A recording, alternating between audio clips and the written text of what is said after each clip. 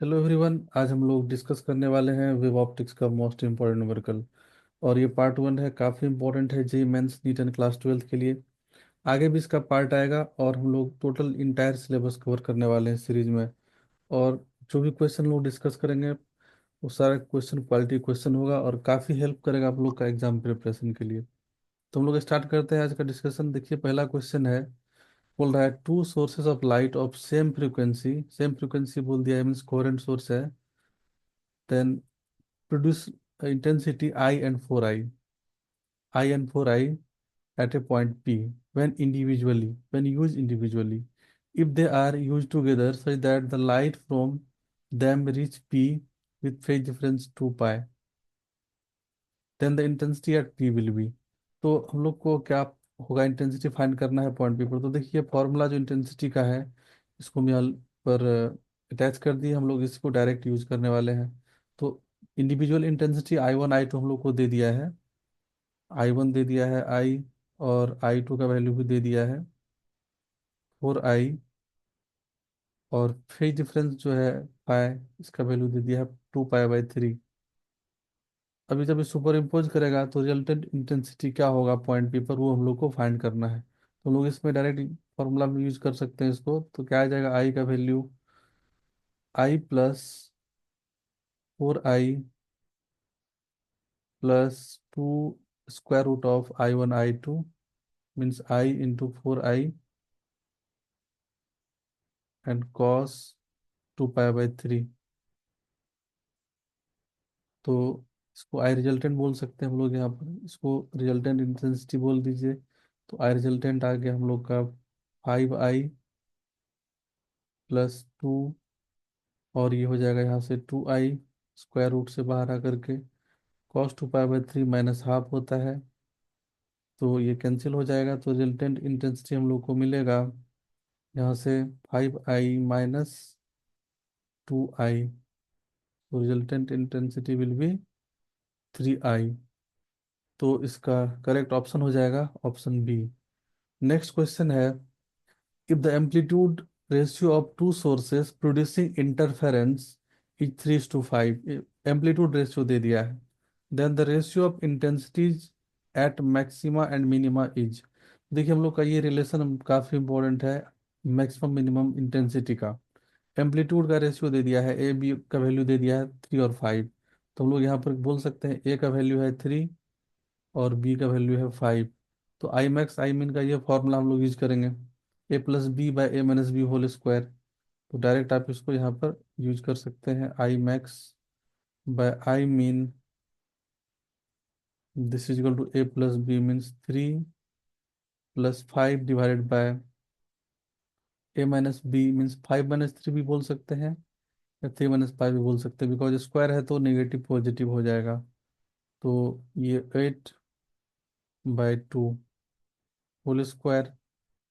तो ये हम लोग का आ जा रहा है 4/1 होल स्क्वायर। हम लोग इसको बोल सकते हैं 16/1। तो रेशियो हम लोग को मिलेगा 16:1, जो कि ऑप्शन सी में है। सी इज करेक्ट। नेक्स्ट क्वेश्चन है, if two waves represented by y1 = 4 sin omega t and y2 = 3 sin omega t plus pi by 3 interfere at a point, then the amplitude of resulting wave will be about। तो इस question को solve करने के लिए जो formula use होगा वो यहाँ पर हम अटैच किए हैं। देखिए, इस फॉर्मूला में हम लोग डालने वाले हैं वैल्यू। तो यहाँ से A1 A2 और 5 पता चलेगा तो रिजल्टेंट एम्पलीट्यूड मिल जाएगा हम लोग को। तो यहाँ पर इसको हम लोग A1 एज्यूम कर लेते हैं और इसको A2, और ये हम लोग का 5 हो जाएगा पाई बाई 3। लोग यहाँ लिखते हैं A1 = 4, A2 = 3 एंड 5 का वैल्यू हम लोग का हो जाएगा पाई बाई 3। अब लोग इसमें पुट करेंगे तो डायरेक्ट यहाँ से आ जाएगा A1 square means 4 square, A2 square तो 3 का स्क्वायर प्लस 2 × 4 × 3, और यहाँ से कॉस पाई बाई 3। तो कॉस पाई बाई 3 का वैल्यू पता है, 60 डिग्री का वैल्यू हाफ होता है। तो ये आ जाएगा हम लोग का 16 + 9 + 24 × 1/2, तो देख सकते हैं इसका वैल्यू कितना मिल जाएगा हम लोग को, √37। तो अप्रोक्सीमेटली जो इसका वैल्यू आएगा वो 6 के आसपास आएगा नियरली। तो एम्पलीट्यूड 6 मीटर हो जाएगा, जो कि ऑप्शन बी में है। नेक्स्ट क्वेश्चन है, two coherent sources of intensity I1 I2 produce an interference pattern, the maximum intensity in the interference pattern will be. तो देखिए रिजल्टेंट इंटेंसिटी का फॉर्मूला हम यहाँ अटैच कर दिए हैं। अब ये इंटेंसिटी मैक्सिमम कब होगा, जब कॉस फाई का वैल्यू 1 हो जाएगा। जब कॉस फाई 1 हो जाएगा, कॉस फाई का वैल्यू, तो हम लोग को मिलेगा maximum value of resultant intensity. So I resultant will be maximum when cos phi 1, तो वो हो जाएगा I1 plus I2 plus 2 √(I1), और यहाँ √(I2) ऐसे लिख सकते हैं। अब देखिए यहाँ पर हम लोग इसको भी ऐसे भी लिख सकते हैं, √I1 होल स्क्वायर भी, तो I1 हो जाएगा। फिर अगेन यहाँ पर √I2 होल स्क्वायर, I2 को हम लोग लिख सकते हैं √I2 होल स्क्वायर, ये वाला टर्म। और यहाँ से 2 √I1 और √I2, तो ये वैल्यू कितना हो जाएगा, A+B होल स्क्वायर के फॉर्म में है। तो ये हम लोग को मिलेगा √I1 plus √I2 whole square. तो इसका सही आंसर हो जाएगा option D. Option D is correct. Next question है, what is the path difference in case of destructive interference. तो डिस्ट्रक्टिव इंटरफेरेंस जब भी होता है तो इंटेंसिटी मिनिमम होता है। अब देखिए इंटेंसिटी का फॉर्मूला अगेन हम लोग के पास यहाँ पर है। तो मिनिमम इंटेंसिटी के लिए कॉस फाई का वैल्यू मिनिमम होगा, और वो मिनिमम वैल्यू -1 दे सकता है। तो ये कब पॉसिबल है, जब फाई का वैल्यू हो जाएगा ऑड मल्टीपल ऑफ पाई, पाई 2, पाई 3, ये सारे वैल्यू पर हम लोग ये इसका क्या करते हैं कि -1 मिलेगा हम लोग को। फाई का कॉस फाई का वैल्यू मिलेगा हम लोग को -1।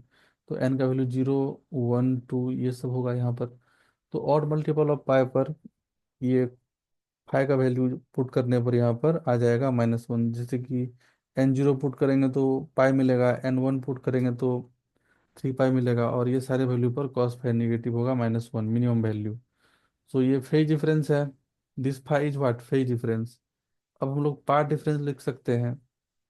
तो एक रिलेशन हम लोग के पास है फेज डिफरेंस और पार्ट डिफरेंस का।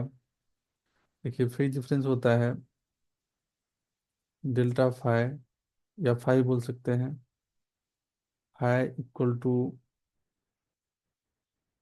2 पाई/λ इंटू पार्ट डिफरेंस। ये रिलेशन हम लोग अभी यूज करेंगे। This is the relation between phase difference and path difference. ये फाई है फेज डिफरेंस, तो यहाँ से हम लोग को फाई का वैल्यू ले लेना है 2n+1 पाई। तो 2n+1 pi that is equal to 2 पाई/λ इंटू डेल्टा एक्स। ये डेल्टा एक्स हम लोग को फाइंड करना है। तो अभी देखिए पाई और पाई कैंसिल हो जाएगा, तो यहाँ से हम लोग को डेल्टा एक्स मिल गया 2n+1 लेमडा, और एक नीचे 2 रहेगा, 2n+1 लेमडा/2। सो ऑप्शन डी करेक्ट हो जाएगा। तो ये था हम लोग का पार्ट 1। पार्ट 1 जल्दी ही आएगा, और उसमें हम लोग और भी डिफरेंट टाइप का क्वेश्चन डिस्कस करेंगे।